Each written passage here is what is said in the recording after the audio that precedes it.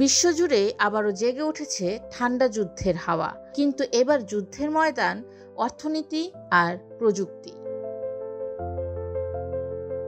ওয়াশিংটনের কড়া নির্দেশ, চীনা কোম্পানির হাত থেকে আলাদা করতে হবে টিকটককে, না হলে জাতীয় নিরাপত্তা হুমকির মুখে।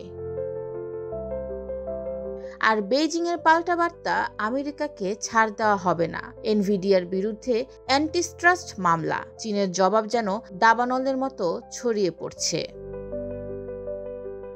সেমিকন্ডাক্টর, কৃত্রিম বুদ্ধিমত্তা, টেলিকম, প্রযুক্তির প্রতিটি সেক্টর এখন রীতিমতো যুদ্ধক্ষেত্র। বিশ্লেষকরা সতর্ক করছেন, এই সংঘাত শুধু আমেরিকা ও চীনের মধ্যে সীমাবদ্ধ নয়। কাঁপতে পারে ইউরোপ, কম্পিত হতে পারে এশিয়া, আর দুলে উঠতে পারে গোটা বৈশ্বিক অর্থনীতি।